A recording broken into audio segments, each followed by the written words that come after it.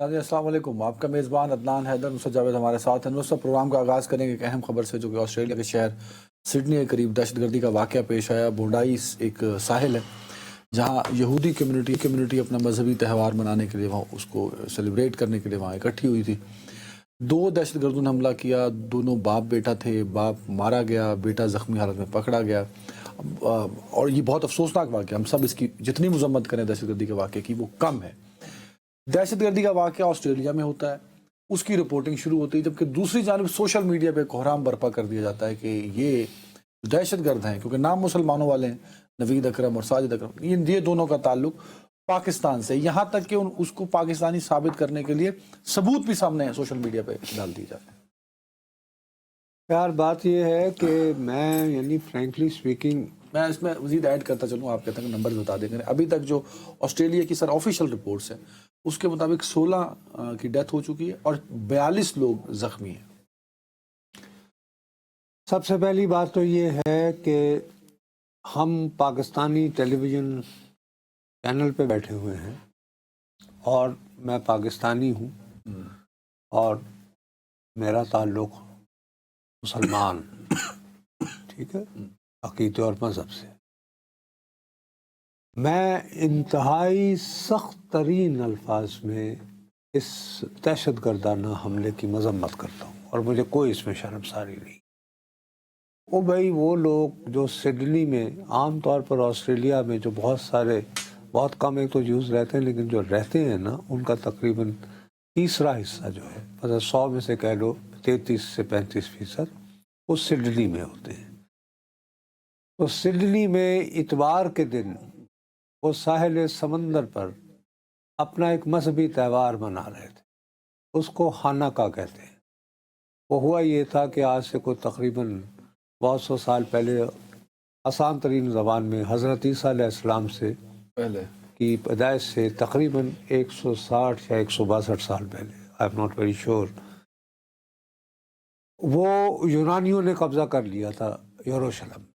وہاں ایک second temple تھا، اس کی بڑی انہوں نے بے حرمتی کی، اور وہاں پہ انہوں نے جو اس عبادت گاہ کے اندر ایک ایسے جانور کو جو مسلمانوں کی طرح یہودیوں میں بھی حرام سمجھا جاتا ہے، اس کو باقاعدہ وہ کیا، اور اس کے بعد زیس ایک ان کا دیوتا ہوتا تھا، اس کا انہوں نے بہرحال تو اس کے خلاف مزاحمت ہوئی، اور مزاحمت کے خلاف وہ اس کو سیکنڈ ٹیمپل کہتے ہیں، اس کو لبریٹ کروایا گیا، آزاد کروایا گیا۔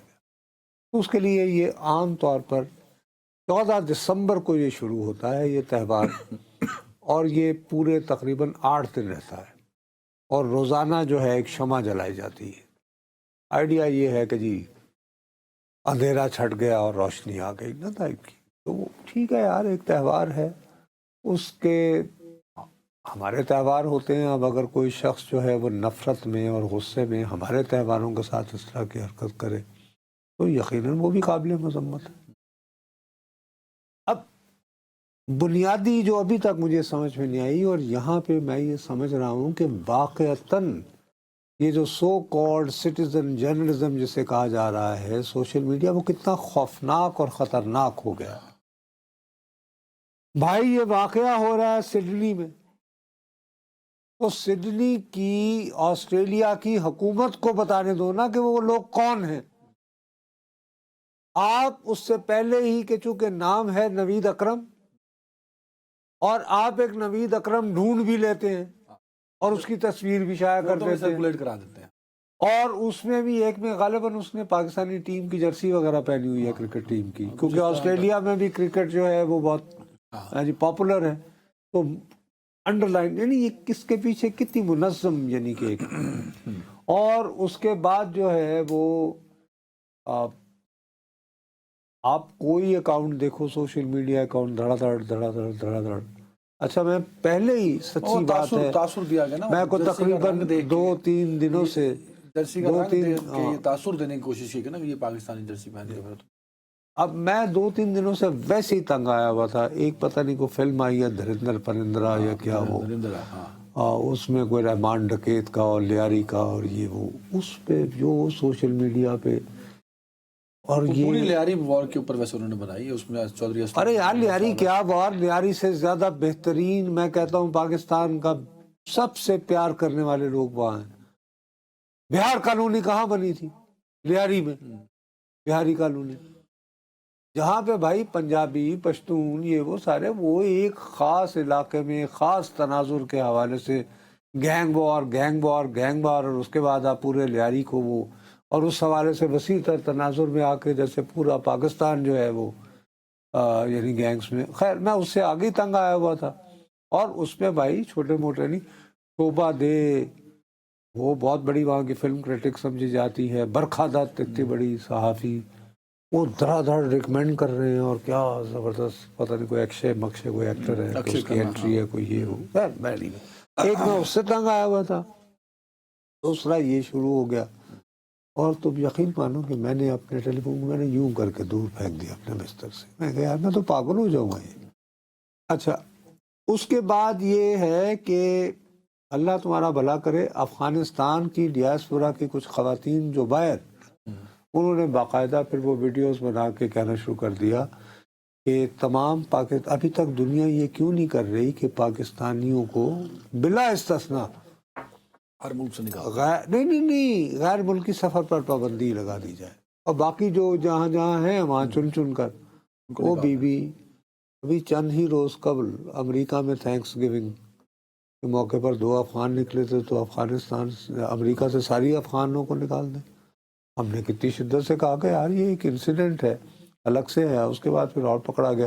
اچھا اور وہ جو دوسرا بندہ پکڑا گیا تھا وہ خوست کا تھا، لیکن اس کو ہی کندہار میں انہوں نے ٹرین کیا تھا، بڑی یعنی کہ پریسٹیجیس قسم سی آئی اے کے ساتھ. کو یار ایک واقعے کے ساتھ مثلا پاکستان کو بھرپور آپ نے علامت بنا کر پیش کرنا ہے، کروڑوں روپے خرچ کر کے ایک فلم بناتے ہیں. It might have been a very well made film, لیکن اس میں تمہیں اور مجھے ہم سب کو اس بلا کریکٹر کو بھی انہوں نے صحیح طرح سے ریپرزینٹ وہ یار وہ خیر وہ جب دیکھ پاؤں گا وہ غالباً وہ کہتے ہیں کہ نیٹ فلکس پہ جنوری میں دکھائی جائے گی، تو وہ دیکھ کے اس پہ ہم باقاعدہ ایک پروگرام کریں گے. اور میری تو یہ خواہش ہوگی کہ ہم کسی طرح اگر موقع ملے نا تو لیاری میں ہمارے کچھ دوست دیکھ رہے ہوں تو ہم ان کو پھر جب وہ دیکھ چکے ہیں تو ہم انہیں لائیو لے کر کہیں کہ ہاں بھئی آپ کے کیا آپ بتائیں. لیکن بارہ وہ ایک بالکل ہم اپنے موضوع سے ہٹ جائیں گے. مسئلہ یہ ہے کہ آسٹریلین گورنمنٹ صرف یہ کہہ رہی ہے کہ صاحب یہ جو باپ تھا یہ واردات کرنے والے کا جو کہ مارا گیا ہے، یہ 1998 میں 1998 میں آسٹریلیا اسٹوڈنٹ ویزا پہ آیا تھا. کہاں سے آیا تھا یہ؟ آسٹریلیا کی جانب سے؟ آسٹریلیا کی حکومت نہیں کہہ رہی، ان کا وزیر داخلہ نہیں کہہ رہا، ان کا وزیر اعظم نہیں کہہ رہا. یہ ذمہ دار حکومتیں ہوتی ہیں کہ اگر فرض کریں تو اس کا تعلق واقعی پاکستان سے ہے، اب کچھ تو جتنے بھی آسٹریلیا میں پاکستانی ہیں ان کو دیکھ کے لوگ کہیں کہ تم لوگوں نے تو یہ واردات کر دی. ایک خامخواہ کی ہیٹ اور نفرت، یہ ذمہ دار حکومتوں کا یہ کام نہیں ہوتا یار.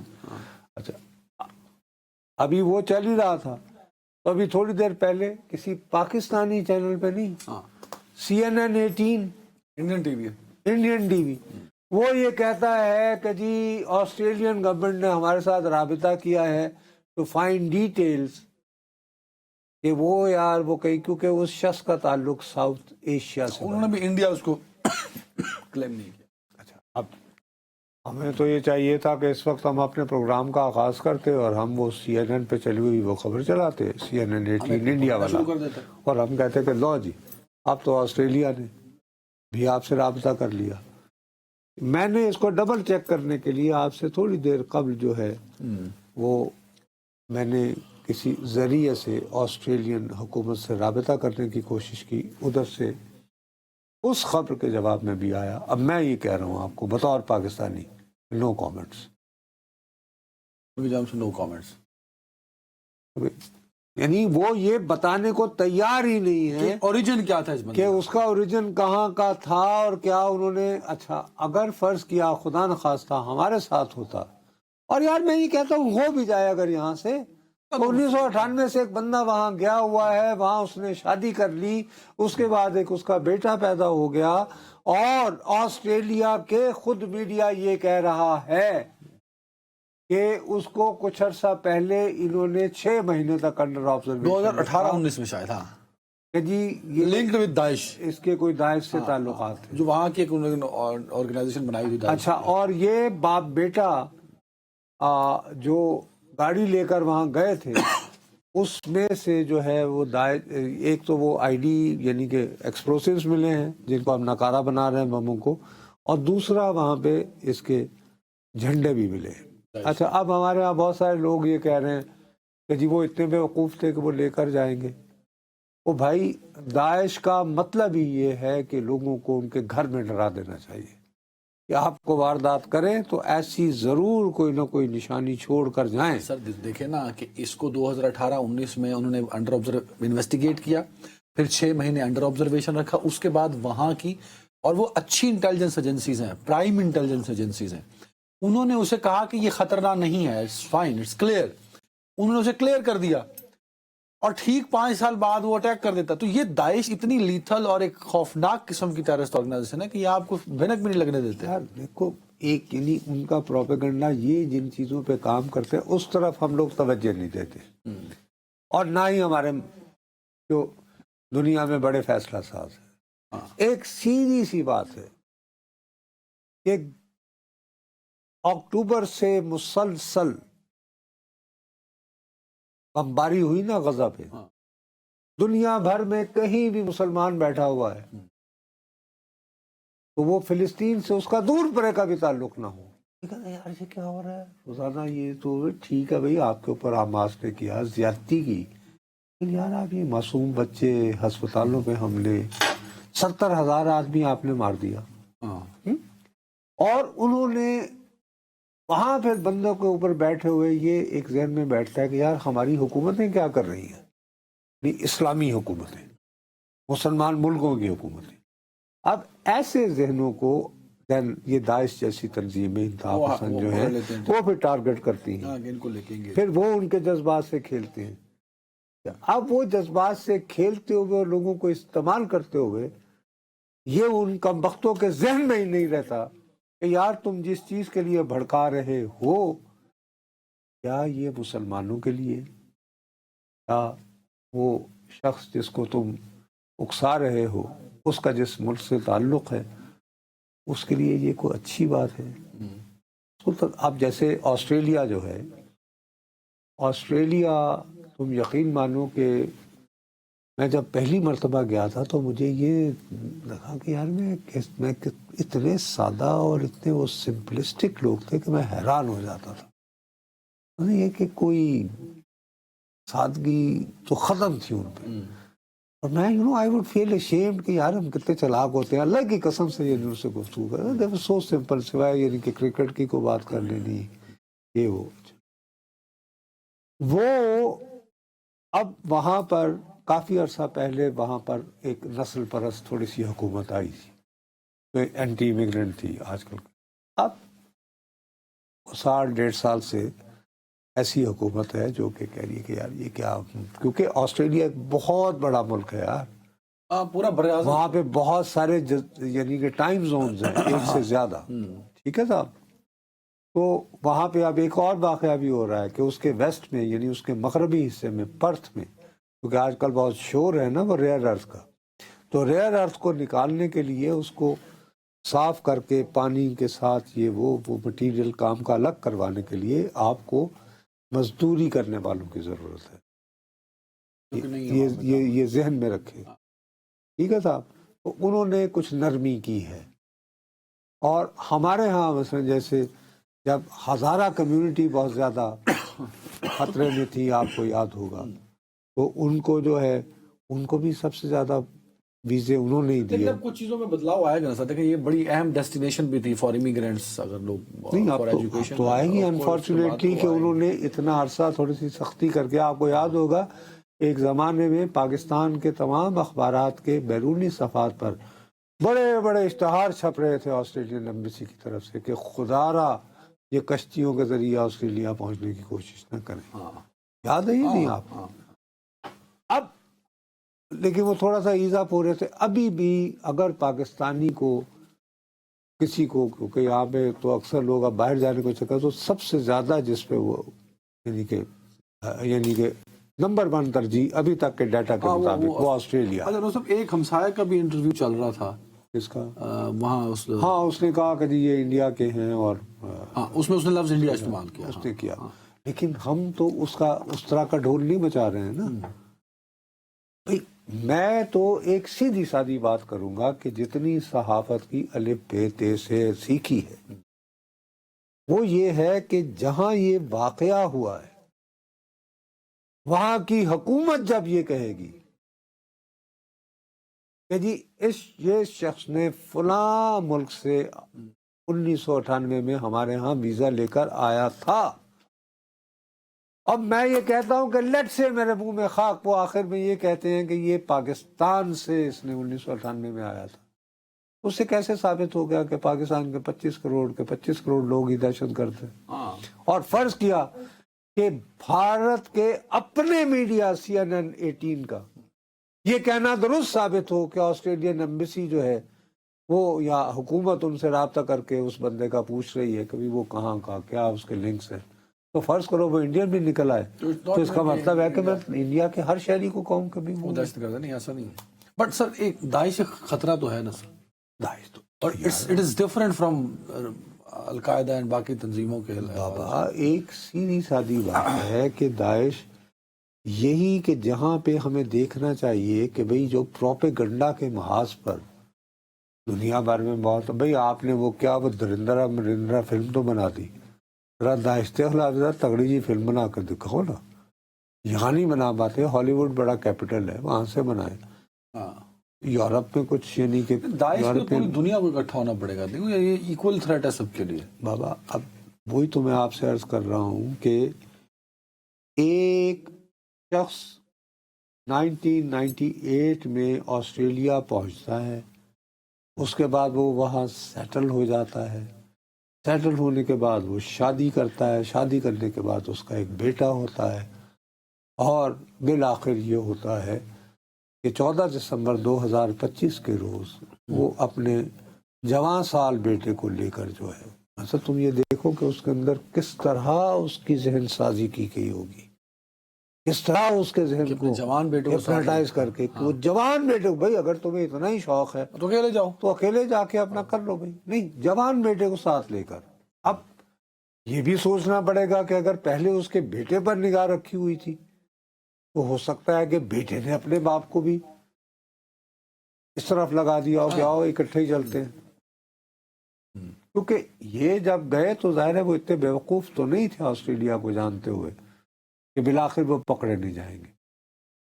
اسی طرف ایک بہت بڑا اللہ تعالیٰ کی نعمت ہے، وہی ہوتا ہے نا کہ مین پرپوزز اینڈ گاڈ ڈسپوزز. آپ اپنے منصوبے بناتے رہتے ہیں لیکن اللہ کی اپنی پھر کرامت ہوتی ہے. اب اس بندے پر جو یہ کیوں کر کے گولیاں چلا رہا تھا اس پر قابو پاتا ہے تو وہ مسلمان ہے کرتا ہے. احمد الحمد. اور وہ سیریا کا ہے جس کو پوری دنیا میں افغانوں کے بعد نمبر 2 ان کو نکالنے کے چکر میں ہے کہ جاؤ بھی ہم نے تو تمہارا آزاد کروا دیا ملک سے، اب ان کو ریوارڈ شوارڈ دے رہے ہیں. تو یہ بھی تو ایک مطلب کہ اللہ کا ایک میں کہتا ہوں کہ رحمت ہے کہ جس دن واقعہ ہوتا ہے وہ پتہ نہیں اگر یہ بندہ جرت کر کے اس کو دبوچ کے اس کو اس سے چھین نہ لیتا اور اس پورے عمل میں بیچارہ زخمی بھی ہوا ہے تو وہ پتہ نہیں اور کتنے لوگ مار دیتا ایک اسٹرے فائرنگ میں. کتنے دل کی بڑے تو اب اس کو امریکی صدر ٹرمپ بھی ہیرو تسلیم کر رہا ہے، آسٹریلین گورنمنٹ بھی he has been treated as a hero. تو یعنی کہ آپ اسی بنیاد پر میں کہہ رہا ہوں کہ یار آپ کسی بھی طرح کسی مسلمان، آپ جیسے جو کچھ نیتن یاہو کی گورنمنٹ نے غزہ میں کیا اس کا ذمہ دار ہر یہودی تو نہیں ہے. نہیں ہے، ہاں ٹھیک ہے. اسی طرح نیتن یاہو گورنمنٹ ایک شخص کی کارروائی کو پوری کمیونٹی اور سیکنڈلی اس کی جو پالیسیز ہیں وہ جوئش پالیسیز نہیں ہیں، دیٹ از زائنزم. جو اپنے طور پر ایک آئیڈیالوجی ہے، فلسفی ہے، جیسے ہٹلر کا نازی کے خلاف بھی ود ان اسرائیل پروٹیسٹ ہوتا ہے، ہم نے رپورٹ بھی کیا تھا، جو ہم نے رپورٹ بھی کی. میں عرض یہ کرنا چاہ رہا ہوں، لیکن مجھے سمجھ نہیں آتی کہ یہ ایک بنیادی فکری، یعنی کہ بیسک قسم کی، جیسے 2 + 2 4 ہوتے ہیں، یہ ہمارے بھارتی اور افغان دوستوں کو کیسے بھول گئی. اب جیسے سارا ملبہ پاکستان میں ابھی CNN 18 پہ یہ خبر چلی ہے نا، آپ دیکھو سوشل میڈیا کھول کے، بخدا میں تو باقاعدہ سوچ رہا ہوں کہ یار بند کر دوں. اور پھر مجھے ڈر لگتا ہے کہ حکومت کے بھی ارادے اس طرح کے ہیں کہ یار ایسا نہ ہو کہ میں کہیں سپورٹ کر رہا ہوں. وہ تو تمہیں ہم نے فالو کیا ہے، وہ بعد میں ڈسکس کریں گے کسی دن، شاید کل پرسوں. جمائمہ بی بی نے متھا لا لیا نا ایلان مسک، خیر اس کو ڈسکس کریں گے. میں تمہیں صرف یہ عرض کر رہا ہوں کہ اس وقت انڈین سوشل میڈیا پہ چھائے جو ہیں نا لوگ، وہ ٹکا کے اس وقت انہوں نے CNN 18 کو، جس نے یہ خبر دی ہے، اس کے پیچھے پڑے ہوئے ہیں کہ جی اچھا، حالانکہ اس کی خبر ایگزیکٹلی یہ ہے کہ آسٹریلیا نے رابطہ کیا ہے انڈیا سے کہ آپ کے پاس، مجھے یہاں بریک لینا ہے. ہندوستان کے حقیقی چہرے پہ ہم بات کرتے ہیں، ایک بریک اسی پہ بات کرتے ہیں. ایک بات صرف تمہیں کر لینے دو. وہ یہ ہے کہ اپنی ان کی انٹیلیجنس کا عالم یہ ہے کہ کب ہوا تھا پہلگام؟ اپریل 2025 میں. اور پتہ ہے کہ پرچہ کب FIR proper national intelligence agency نے کب دی ہے؟ آج کل دی حال ہے. آج اس پہ بات کرتے ہیں. Continue from this. ایک بریک لے لیتے ہیں. جی ناظرین، ویلکم بیک. نو صاحب، میں نے آپ کو کہا تھا نا کہ ہندوستان کا بھی ایک حقیقی چہرہ میں آپ کو دکھاتا ہوں بریک کے بعد. تو ایک چیف منسٹر ہیں، پتہ نہیں بڑے عرصے سے 20 سالوں سے چیف منسٹر چلے آ رہے ہیں، نتیش کمار، بہار کے. ارے ہاں، تو وہ ایک تقریب تھی جہاں ڈاکٹرز کو وہ اپوائنٹمنٹ لیٹر دے رہے ہیں. جاب جب جن ڈاکٹر کی سرکاری نوکری وہاں پہ ہوئی، تو ایک لیڈی ڈاکٹر کو وہ اپوائنٹمنٹ لیٹر دے رہے تھے. مسلم خاتون تھی، تو اس نے نقاب کیا ہوا تھا. ذرا ویڈیو دیکھ لیجئے، پھر آپ خود اس پہ کامنٹ کیجئے. دکھائیں چوائس صاحب یہ ویڈیو. دیکھیں جی، یہ وہ اپوائنٹمنٹ لیٹر اپنا لینے ہیں. یہ تم نے کیا پہنا ہوا نقاب؟ اس کا نقاب کھینچ کے نقاب اتار دیا. یہ دیکھیں، نقاب کھینچا اور نیچے اتار دیا. یہ ہے نتیش کمار. یہ بی جے پی کے یہ بھائی صاحب، یہ جو نتیش کمار ہیں، یہ ایمرج ہو کے آئے تھے گڈ گورننس کے بڑے مامے کے. جی غنڈہ راج بنا دیا ہے وہ جو تھا لالو پرساد یادو. ٹھیک ہے جی. اور انصاف کی گڈ گورننس کے اتنے چرچے تھے کہ آپ کو یاد ہوگا کہ ایک مرتبہ انہیں، مطلب میں پلیز میرے تحریک انصاف کے دوست برا نہ مانیے گا، میں کوئی یعنی پوائنٹ سکور نہیں کر رہا ہوں، میں یاد دلا رہا ہوں.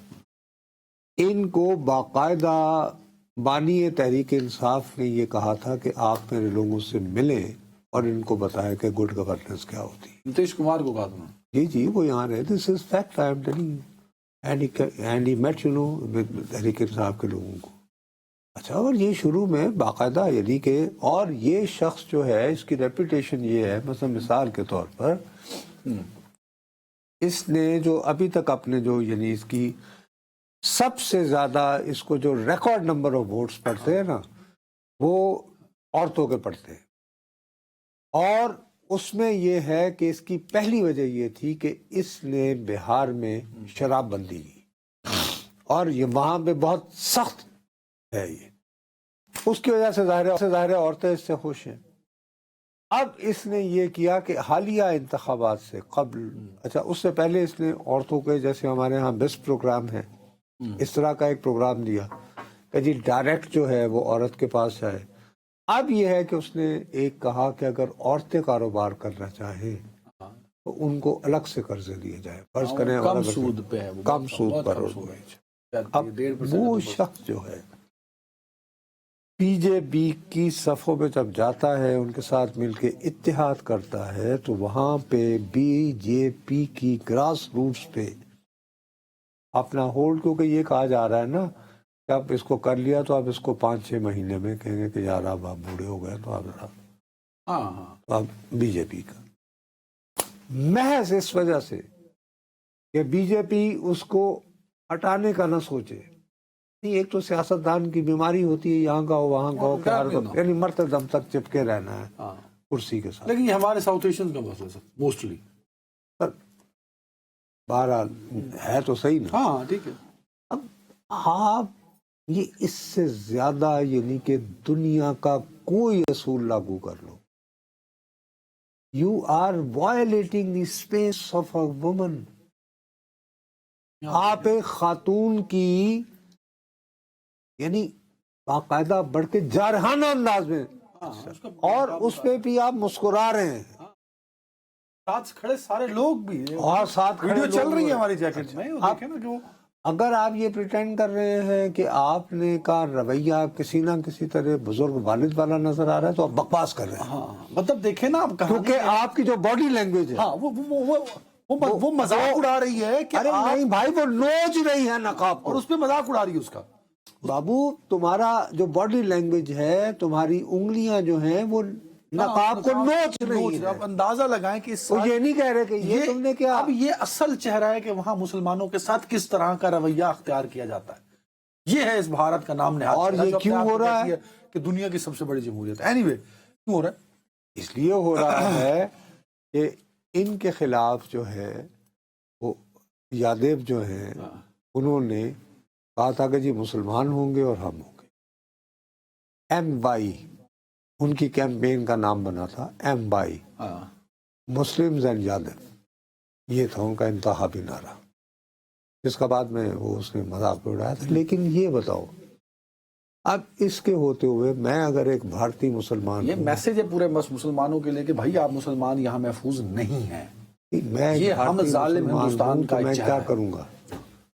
میں کہوں گا کہ جی آپ مجھے دہشت گرد شمار کرتے ہو. اچھا, اور اتفاق ایسا ہے وہ کیا فلم کا نام یاد نہ وہ کمبخت ماری دھرندر, کیا وہ دھرندرا یا پرندرا جو بھی ہے اس میں نے ایک کلپ دیکھی کہ ایک صاحب نے وہ اجیت دوول کا بھی رول کیا ہوا ہے, اور اس میں وہ بڑے فخر سے کہہ رہا ہے کہ بھارتی مسلمانوں میں ایسے لوگ نہیں ہیں. یار یہ کیا تمہیں ان کی کمی محسوس ہو رہی ہے کہ بھارتی مسلمانوں کی یہ کلپ جو ہے یہ کس بات پہ یہ اکسائے گی؟ کلپ پوری دنیا کو بتائے گا کہ یہ ہے اصل میں مودی سرکار کی ارے حقیقت. نہیں بابو, تم یہ تو چھوڑو یار, دنیا کو سمجھ آئے یا نہ آئے. میں ایک بھارتی مسلمان ہوں, میرا کوئی شدت پسندی سے کوئی تعلق نہ ہو, میں اپنے فون پر یا ٹی وی پر یہ دیکھوں گا, میں یہ کہوں گا یار یہ کل کو تو میری بچیوں کے اگر وزیر اعلیٰ چیف ایگزیکٹو ہے اس صوبے کا, اگر وہ یوں نقاب نوچ رہا ہے ایک پبلک فنکشن میں, تو گلی میں جب میری بیٹی یا بہن جائے گی تو عام لڑکا عام لڑکا عام شہری وہ نہیں حرکت کرے گا تو اتاریے یہ کیا لے کر آ گئی ہے. اور تم خود کہتے ہو کہ تم تو غنڈہ راج کے خلاف, یعنی تم اس صوبے میں ہو. آپ نے سوسائٹی میں یہ میسج دیا ہے کہ مسلمان عورتوں اور بچیوں کے نقاب یوں کھینچو اتارو, یہ میسج دیا نا. You are becoming میں تو وہ کہہ رہا ہوں کہ دنیا دیکھے نہ دیکھے, دنیا کو پرواہ نہیں پڑی نا, اسی لیے تو ہمارے ہاں یہ عالم ہو گیا ہے. ہر پوری دنیا اپنے اپنے چکر میں پڑ گئی ہے.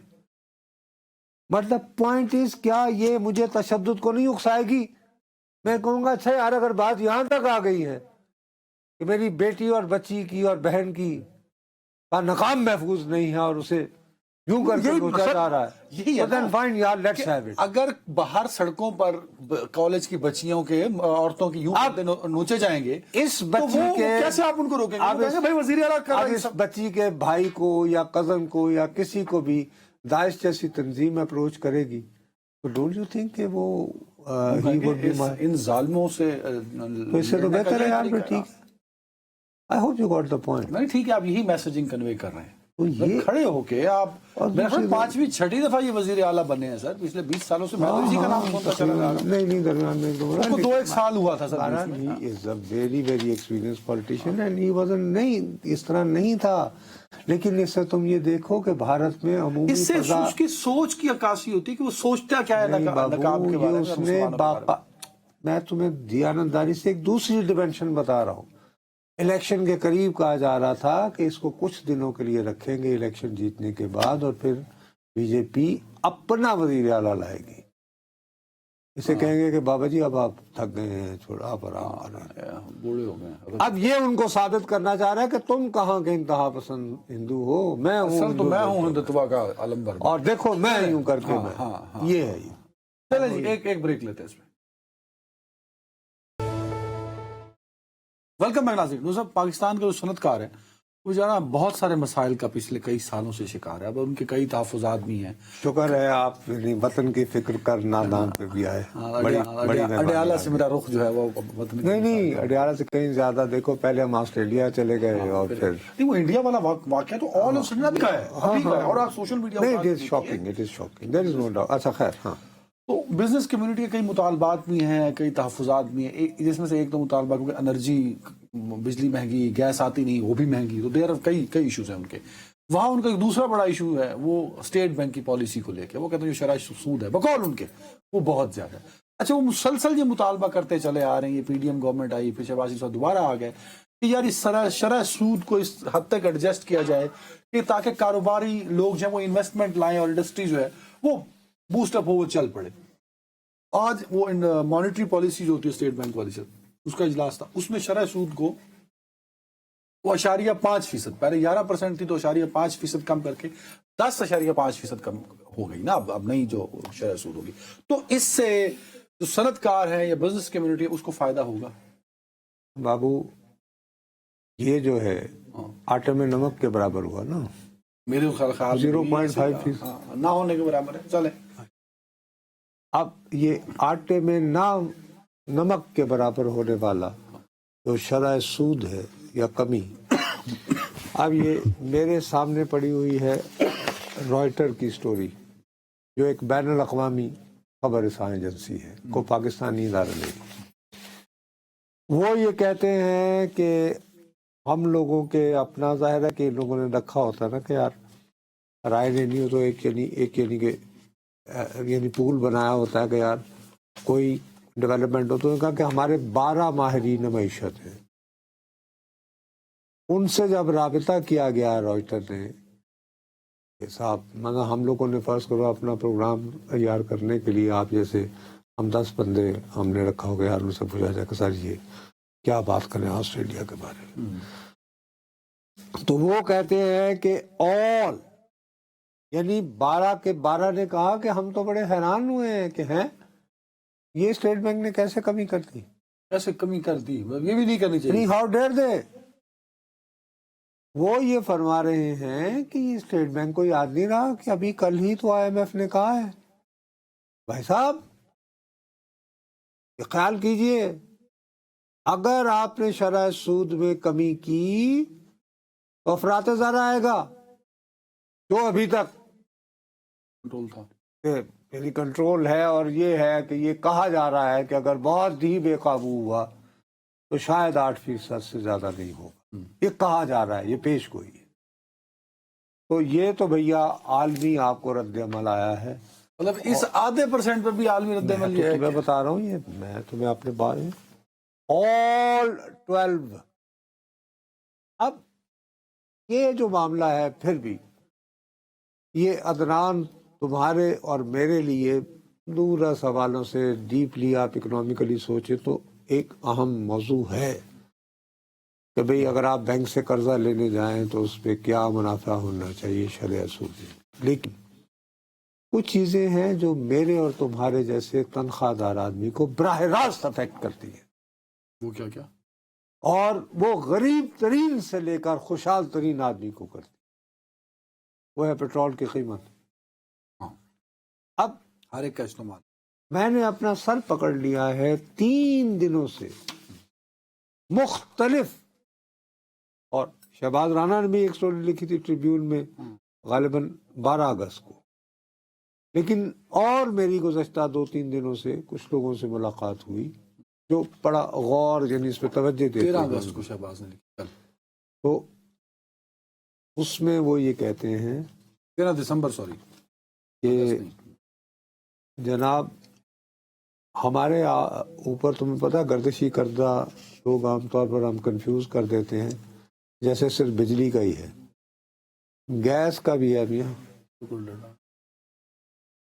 اب وہ ہو گیا ہے 1.7 ٹریلین روپیز. یہ کتنا 1 کھرب بنتا ہے؟ 1 کروڑ. 7 ارب. اب وہ کہہ رہے ہیں کہ جی یہ پورا کرنے کے لیے ابھی ہم جو پیٹرول خریدتے ہیں اس پہ وہ پیٹرولیم لیوی لگتی ہے نا.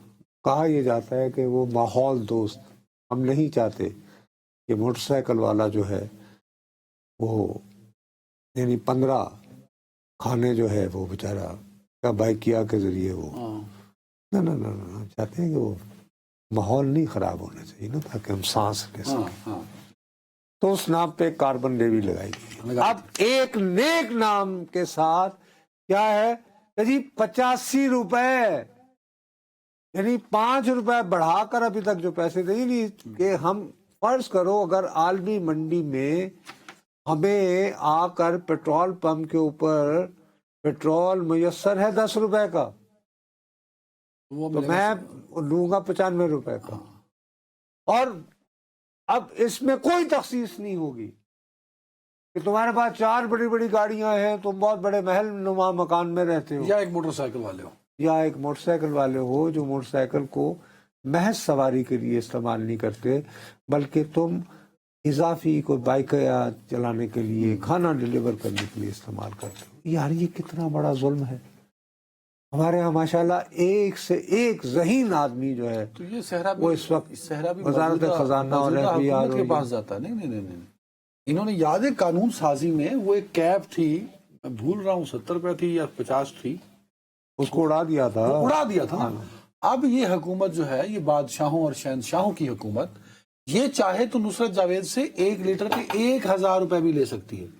There is no limit. او بھائی صاحب ان کی مہربانی، وہ 1000 روپے لیٹر کے علاوہ یہ نہیں کہتے کہ ساتھ میں آدھا بوتل جو ہے خون بھی دیتے جائیے گا. نہیں میں تمہیں سنجیدگی سے کہہ رہا ہوں، لیکن اس سے بڑی جو ہے اس سفاکی اور ظلم کی کوئی انتہا ہو سکتی ہے کہ یار آپ کو ابھی تک یہ طریقہ سمجھ میں نہیں آیا کہ یار ہم نے عام پاکستانی کو ڈائریکٹ نہیں انڈائریکٹ یعنی ٹیکسز کے ذریعے باہر جائیں تو لوگ پتہ کیا کہتے ہیں او یار انہوں نے قیاسی حکومت سے آگے کہ عمران خان صاحب کی جو حکومت ہے وہ تو ملک کو ڈیفالٹ کر گئی تھی. وہ کہتے ہیں وہ ڈیفالٹ والی ہمیں اچھی تھی، کم از کم چینی سستی تھی، آٹا سستا تھا، پیٹرول سستا تھا، بجلی کے بل کم آتے تھے. وہ انہوں نے بنیادی چیزیں جو ہیں نا نصرت صاحب اس کے ریٹ بھی ڈبل کر دیے. یار ہو گئے نا، ملک دیوالیے سے بچ گیا، غریب دیوالیہ ہو گیا. آپ اور میں دیوالیے پہ چل پڑے. اب لیکن اب بس کر دو نا، بڑھائی جا رہے ہیں. اب آپ اور طریقہ سوچیں کہ بھئی ہمیں اپنے اخراجات پورے کرنے کے لیے اور کون سے، یہ مت کہو مجھے، یہ تو آسان ترین طریقہ آپ نے ایک نبض پکڑی ہوئی ہے نا، آپ نے پیسے پورے کرنے. عدنان حیدر تم مجھے وزیر خزانہ بنا دو، مجھے FBR کا چیئرمین بنا دو، تو میں بھی کہوں گا اچھا یار اینے پیسے کٹ گئے نے، اوہو اچھا ہمیں جو ٹارگٹ تھا گزشتہ 6 ماہ کا ہم پورا نہیں کر پائے، ادھر پا دو یار ایسا کرو کہ 5 روپے بڑھا دو نا. اللہ اچھا اس میں مجھے آپ تو یہ ظاہر کرتا ہے کہ آپ مالی اور فائنینشلی پالیسیز میں فیل ہو چکے ہیں.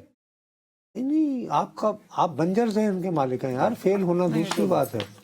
یو ڈونٹ ہیو آئیڈیاز، اور اگر آئیڈیاز ہیں تو ول نہیں ہے، آئیڈیاز ارادہ نہیں، آئیڈیاز بھی نہیں. نیلے پہ دہلے اس سارے فائنانس کے سرکار. مقصد یہ کہ خیال رکھیے گا ناظرین، کل ملاقات ہوتی ہے. اللہ حافظ.